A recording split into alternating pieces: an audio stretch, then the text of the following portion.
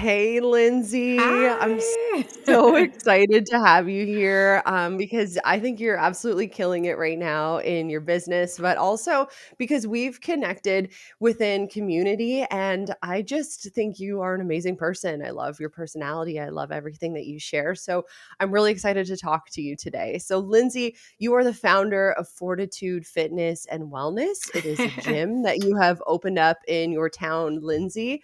And I think it looks like you guys are having so much fun, and I'm really impressed. So welcome to the Empoweredpreneur. Lindsay, maybe can you just start by telling me a little bit more about Fortitude and what you're doing? Yeah, for sure. So, happy to be here. So happy to connect with you. Finally, even over the internet. But Fortitude, yeah. So I had this vision. Honestly, for quite a while, it's been back and forth for years and years and years. I just wanted to have this space where people could come and work out, just do like the 30-minute circuit classes. I didn't want a franchise. I wanted to be able to do whatever I wanted here, like breath work or yoga or just whatever I wanted to be able to do it. So I didn't want anything to do with a franchise. And I was just like, oh, I can't do that. I'm not fit enough to do that. Like, I'm not, I can't be a gym owner. Which is all just like imposter syndrome, like all of those thoughts that we have. And it was literally just a year ago in March, I had this idea for Fortitude, and I didn't know what I was going to do with it, but I liked the word and I liked what it meant. And I just had this vision of a brain and the word fortitude. So I met with my girlfriend, Christina Dennis, who's amazing, like graphic designer, this super cool young woman. And I was like, oh, dude, I got this idea. I don't know what I want to do with it, but can we draw something up? And yeah, I'm like, I just want a space for people to come together. And I'm like, I wanted it more for like a mental health aspect than a physical health, even though they both go together. But I know sometimes it's hard when you're in like a dark place and you feel like really, really shitty that you think like, I don't even want to move. I don't want to have movement. I don't want to go to a gym. I don't want to step inside these spaces. So I wanted it to just be open for people who are kind of like having a hard time to come and see like, hey, I can get together with another group of people and I can make it through this like 30 minutes. And then, wow, I have like a huge dopamine boost after and I feel better. And then it just stays consistent and keep going and keep going. So yeah, that was my vision. And that's kind of how we just got here. So I love that you said you literally just had this idea and the vision of Mm-hmm. the word fortitude and the brain come to your mind because I like believe that there's so much more going on like spiritually and within us where like we get these messages from like I think it's just higher levels of consciousness that we're accessing it Mm-hmm. from. So how did you figure out like you had that vision. How did you figure out okay, gym. Like you knew that you were were you following what was exciting for you in that moment? Yeah, so I have always loved fitness and just like the way that it makes you feel. And that's always been like my big thing. It's like never been about like being a certain size or having like these certain muscles. It's always been about how you feel after. And I mean, it's so cliche to say, but you like never regret a workout. You always regret not not having one. Um, and I was working out at home after that whole 2020 thing that happened. So I was just like working out at home by myself every day. And I was like, man, and I was like, I just miss like having the group of people. And we didn't have like a circuit gym in our town anymore. And I was like, whatever, let's do it. I don't know. Let's just jump in. We'll see. I think there's other people out there who want to come to class too. So I just was like put it together and yeah, it just So how all just did started you falling. yeah, how did you find the space? How did you like know that what were you doing professionally before? How have you transitioned doing this? So the space is funny. So this happened so quick. So it was March, right? I'm like, yeah, Christina, like I got this idea for Fortitude, no idea what I'm going to do with it. And then I was kind of like looking around town for spaces, and everything was like super expensive. And then like really small. And I've just like, I couldn't find anything. And I went to Jamaica in April, and my partner, he's like, you're going to find something like as soon as we get back, like it always happens. Like something will like fall into your lap. And I'm like, no, it won't. Literally, we got back from Jamaica. I went back to work the next day, and Ryan, who's in the building that I'm in, like messaged me. He's like, hey, there's a space available in my building, but you have to come see it right now. Um, and I'm like, okay. So I left work on my lunch hour and I came down here. It's just like, it's in this big industrial building, like not a pretty building. Like you walk inside. I always tell people when it's their first time, I'm like, don't mind the building. But it's this huge open space. And he's like, so I'm here looking at it and I'm like overwhelmed because it's this big space. And he's like, so you have to say yes or no, like right now though. And I'm like, oh, Okay. like right now I have to say yes or no. He's like, yeah. And I'm like, oh, so I like message my partner. I'm like, oh my gosh. I'm like, I'm at this space. He's like, if you don't take it, like I'm going to take it. So I'm like, all right, I'll take it. But then after that, I was leaving and heading down to breathwork healing in Oshawa to finish my breathwork facilitator training. So I get there and I'm just like, I just took this big giant space. I have no idea what I'm doing with it. I don't know where to go from here. So I mean, like Fortitude design happened in March. This space came available in April, and we opened in June. So you really were just, yeah, handed Yeah. this road Mm-hmm. before you. What do you think Mm-hmm. is the biggest secret to following what excites you and following that trail? Because I mean, you could have easily said no, like 100%. easily said no. Yeah. So what And got you to say yes?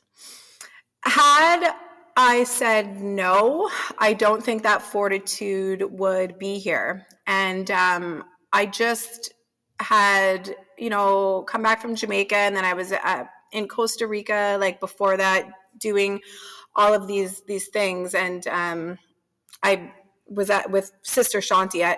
Anyway, I remember her saying, sometimes you just have to start saying yes. Just like start saying yes to things and like trust that the universe is going to catch you. And I mean, sometimes it sounds so cliche, like because you hear it so often, you're like, okay, like, is it going to catch me or is it going to catch other people though? Like, what if I Mm, fall through?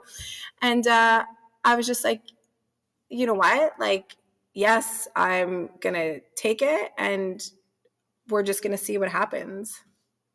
So it was just amazing. like, yeah, I'm going to do it. Let's try. If you don't try, you're never going to know. And if you try, the worst that can happen is that you fail. And I think that trying in general and failing isn't really a fail. It's like, okay, let's maybe rework this or do it a different way. Um, if you try, there really is no failing. I And I totally think, believe that. Like there's no such yeah, thing as failure, only lessons learned. exactly.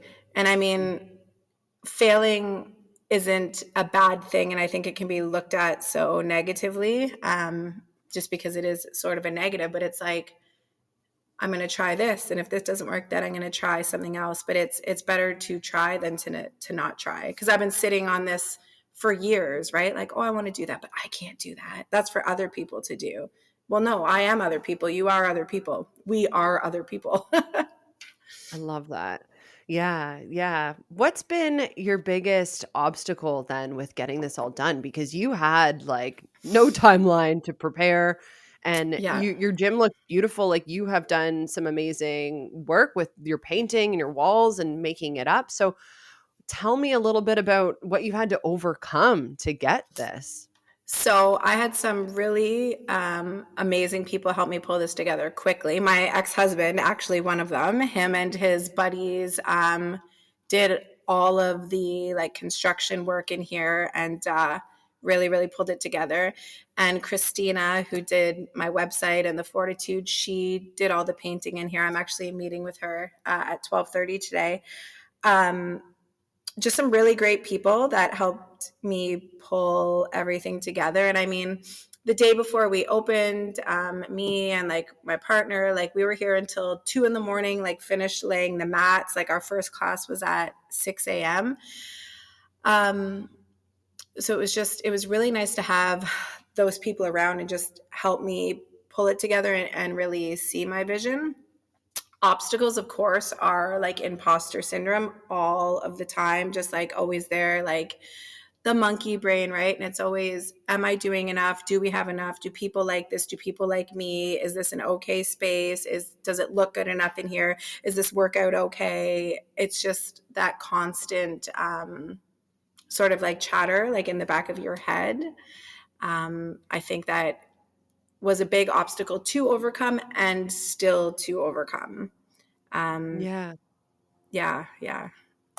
So, you've had to also figure out how to run a business while you're doing this too, right? Like you've Mm-hmm. never had a space before, I'm assuming, or run a business.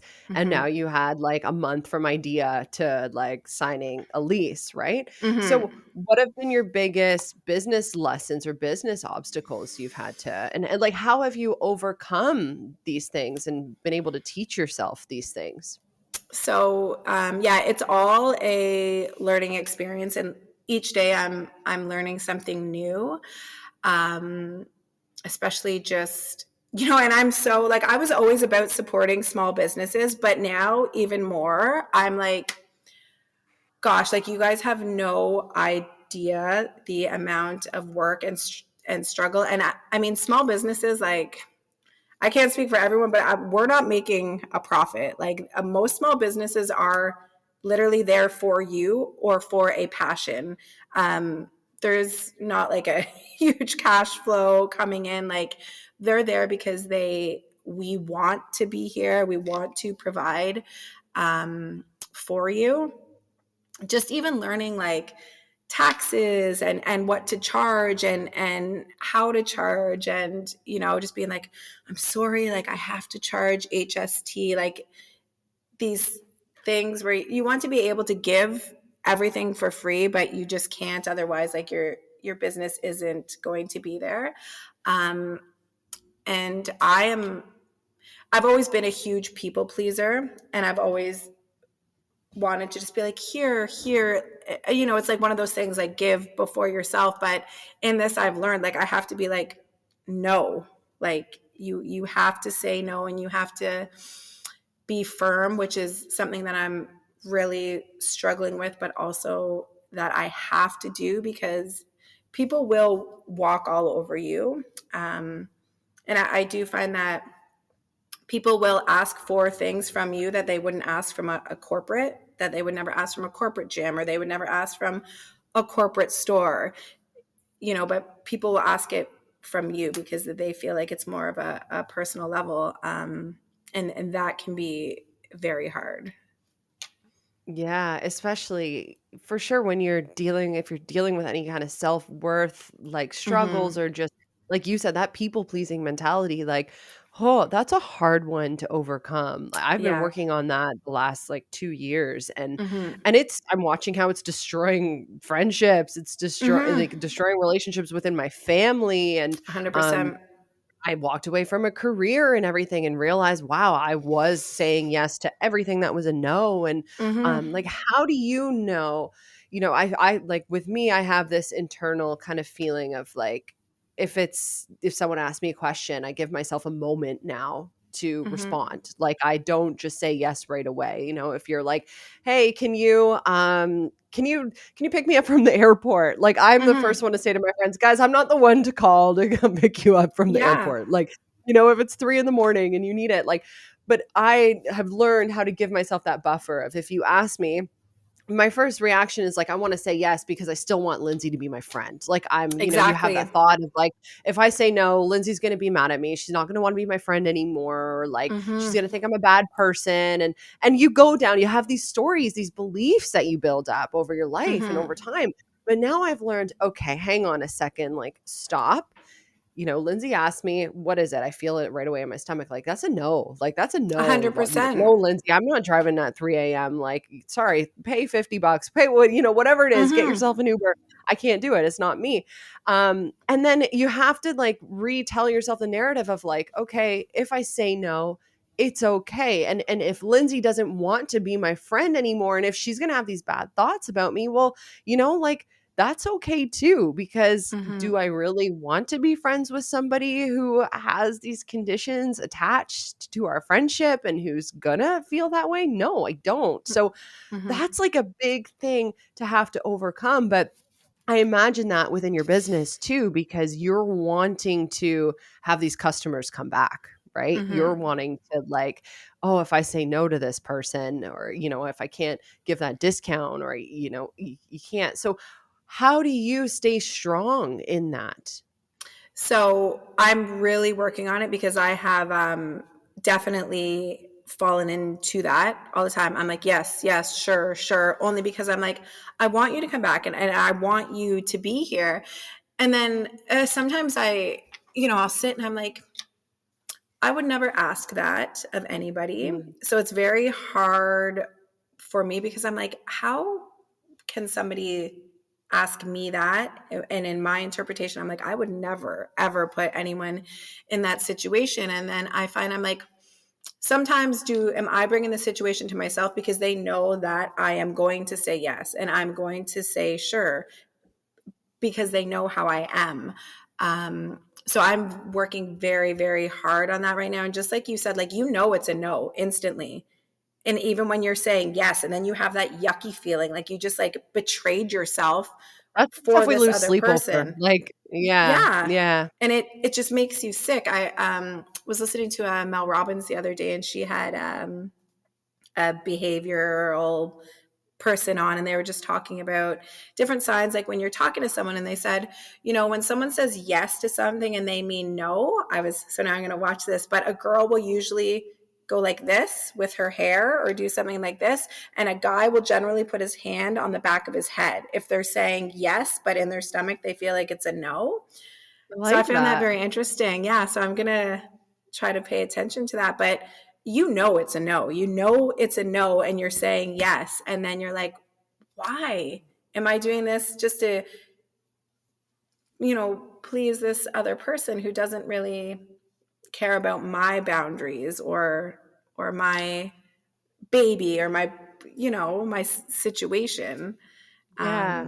Yeah, And it's that's the thing too, interesting. is every time we honor that no, every time we do say no, like what I've learned in the past 2 years of bringing awareness to the fact that I was doing it in the first place, because that's the Mm, problem, is we're so unaware, we're conditioned, we're programmed as children to do this based on our parents and yeah. how we're raised and our need to survive and fit in and feel like we're gonna be okay.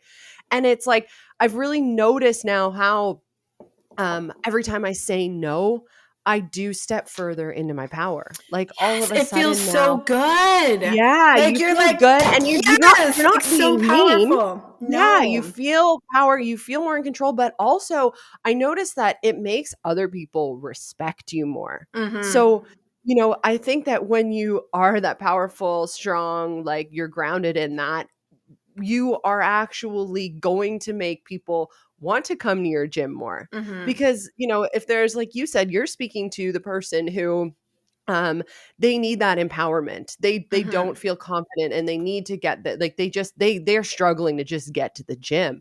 Well, Mm-hmm. if they see a fierce leader like Mm-hmm. yourself who is setting those boundaries and saying no and totally in your power, that's going to inspire them more than Mm-hmm. them seeing somebody who's not in that strength, because that's what they need. Mm-hmm. That's how we empower other people, is by being empowered in our own and stepping into our own power. And I mean, that's what I love to do here. That's the whole point of this podcast, is Mm-hmm. reminding people of that power and help. I think we all need to step into our power right now. Like, Exactly. we have So really much. been just taken advantage of. And especially, the biggest thing I'm learning with business owners and entrepreneurs is we're not taught how to do this stuff in school. Like, Not at all. when Not at I all. didn't even know what the word entrepreneur meant until I was like 18 years old. It was Mm. never mentioned once in school. And we had career days where people would come in and talk about this and this. There was a guy who tried to Mhm. recruit us to join the military at one point. You know, it was that's how it is in high school. You're not taught how to do taxes, which how are you not taught how to Mhm. do taxes? You know, when I Yeah. started doing my own taxes the last few years, it's not hard. It's not I'm actually cur- like I'm currently locked out of my CRA account, and I'm like okay. messaging like my bookkeeper. I'm like, I can't figure out the HST. I'm locked out. And then I was like, I'll be better. Yeah. I promise. And then I emailed again. I'm like, I still can't get in. I promise I'll get better at this. Yeah, but, like, You we know how know? to do trigonometry in grade 11, but, Yeah. like, God forbid we know how to literally, like, fill in numbers on a question for your taxes, like, you don't even Yeah. have to make the numbers up, you just look at your stuff like, this is it's just we're needed to be in our power right now is my point. Mhm. We're at a time where, we all have these callings and we all, that fortitude idea that was planted in your head, like that's your purpose, that's your calling. And Mhm. it's amazing that you were empowered enough to be able to step into it because man, I just feel bad for these people who are stuck at these jobs and doing these things that they don't like and they hate, but meanwhile Mhm. they're sitting there dreaming about what they wanna do, dreaming about what excites them, and we Yeah. need that right now. And yeah, the boundaries thing, that's a huge Yeah. that's a Huge, huge huge, part. huge, huge. So, And we've talked oh my God. So huge. yeah, yeah. So, having talked about kind of the obstacles, what's been the most rewarding part for you about this? So definitely the most rewarding is the people that have came in the beginning and are still here. The people that see value in what I have, or just when they say like they love it. Um, you know, there's always going to be people, like they say, like there's going to be people who support you because of who you are, and there's going to be people who don't support you just because of who you are. And it's the people that are there supporting like from the beginning, or people that like see your dream, that is what it is. Do you find It's that, like, you got more support from strangers than friends? Or did you oh, for find sure. and For it's sure. weird how that I mean, I understand the science behind it in the sense of, like, you know, if you're in, like, a peer group with somebody and Hmm. you guys are all kind of, doing the same things, like working jobs where you're all unhappy, but you're all like, "Oh, Hmm. well, I'm not alone and we're doing this together." When somebody decides, "Okay, I'm breaking free, I'm gonna better my life," that Hmm. is absolutely going to make all those people jealous and Mm. uncomfortable, like, all that lower vibing or not even vibing, Hmm. just that those people who are stuck and they want to do the same, but they haven't taken that leap because Hmm. I've noticed that play out in my life with things where, I'll be so excited to launch a new idea or a podcast, something like that. And the people who I think would be excited, the peers, like they kind of seem to disappear or not even support you. Like I've noticed friends like unfollow me on social media and stuff. And it's like, am I really that triggering? Like I'm here Yeah. just trying to empower and help people, but some people just aren't okay with that. Yeah. You know what? It's funny because you had something posted a while ago just about triggers and how they're not your responsibility, right? And it's so true. And I think you have to fall back into that. Like I'm not responsible for you feeling uncomfortable because of what I am doing. That being said, so I still do have my full-time job. And those people that I work with are amazing, and they have come to the gym since we first opened, and they come to the 6 a.m. class, and then they'll like head to work. And their support, like even my office manager, like she comes, has been amazing. I'm like, they come here every morning, we work out together, then we'll go to work at the office, and it's like lovely, and they've been so good with me up there. Like if I have to leave work to come like teach a noon class, or if someone can't do something, like they have been full support from the very beginning, because we were just standing around at work one day and I was like, okay guys, so like I'm not quitting, but I'm opening a gym. It opens next week. I'm like, it's kind of this big thing. It just came out of nowhere though. They're like, oh, awesome. So they have been amazing. Yeah. Awesome. Now what Mm-hmm. about, like, strangers I mean, because 'cause you're obviously now attracting people you never met before, Mm-hmm. um, and you're finding, like, you're getting good support from those people as well? Mm-hmm. Yeah. Because there So really and it are, like, a community that wanna support local or small businesses, right? there is, and it's that thing that again, like I'm always thinking like, am I doing enough? Do I have enough equipment? Like, are they liking this? Are the classes okay? Like, oh my gosh, I'm in this big weird industrial building. It's gross in the hallway or whatever. But there's people that keep coming, and I always like will try to make posts. I'm like, I'm so thankful for you, but like I don't know if they really understand as a small business how like thankful you are for them. We have one member like Jess, and she's a couple years younger than me. I'm small town, so like I know her, and I went to school with her sister and stuff. But she started coming when we first opened, and I just like absolutely love her. She's one of my like favorite people. I feel like she's like such my good friend now, and she's just always here and like always supporting, and like always has like her Fortitude t-shirt on, and it just feels so good. Um, it feels good.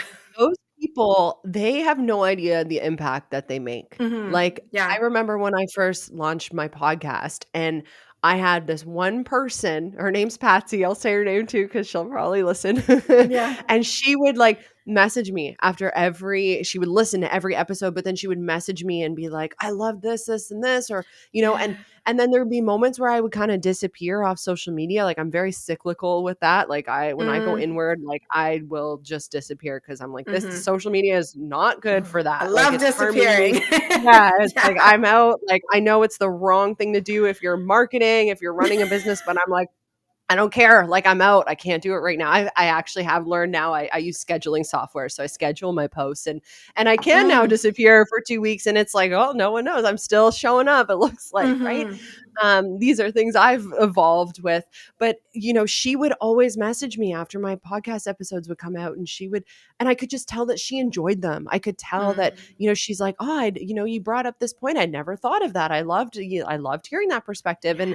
And she had no idea how much she kept me going because there were Mm. times where I felt like nobody was listening or I just, I wasn't getting feedback and I was putting myself out there and it was really hard. Hmm.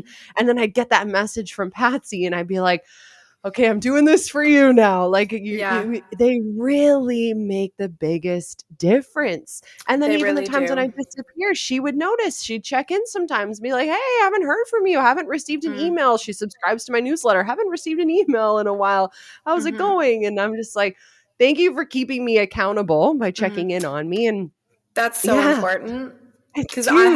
have people too, even like Courtney and Ashley they're here, they're trainers here, but they message, they're like, you've been quiet lately, like is everything good? And I'm like, yeah, everything's fine. Really, I'm like, oh my god, I gotta close the business, this isn't gonna work. Like, you have like all of these like crazy things, and then people notice, or people will like pop up, or Jessica, I gotta have this sweet girl. She does my Instagram, and her and I used to work together at the restaurant. She is a mom of two, and she just has been doing my Instagram since we opened. And she's just so sweet and so kind. And she's always just like, "You're doing good. Like you're doing good." Just like this little cheerleader, and that stuff matters because the negative is also like so hard to take because you take it so personally, um, especially when it's your own, um,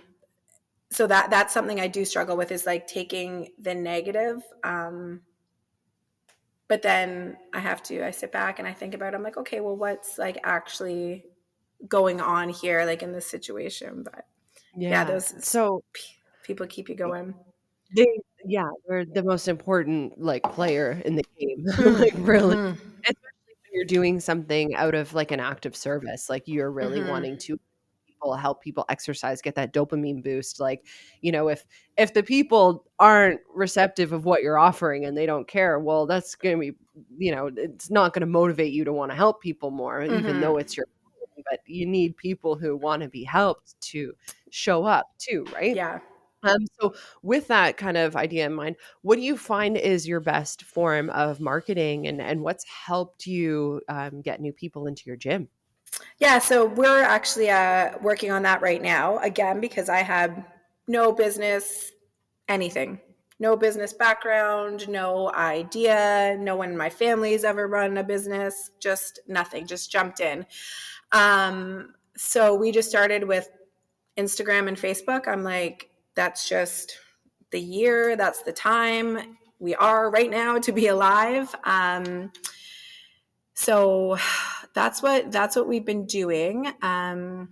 Again, one of my other girls, Ashley, she's working on getting us some more signage, but just getting your name out there. And I am very bad with returning sort of like marketing type emails or things, or I have so much going on. They kind of just get lost like It's kind of in, like a block too, like yeah, a the feed of things. And I'm just like, oh my gosh, this is too much right now. I can't handle it, but I am definitely trying to get better. I'm like, we have to get some flyers out, or it's funny because we've been here for a year, but some people are still like, oh, I didn't even know you existed. And I'm like, that makes sense because my world is just this little like Instagram, Facebook feed. Like, let's make a post or let's like sponsor an ad. Um, so yeah, I need to get some more advertising out there for sure. yeah, yeah. And so what's your vision as far as scaling goes? Like what would you like to see, 1 year from now to be like, okay, Fortitude is like a total success and like this Mm-hmm. is exactly what I want. Like what are those growth goals that you have?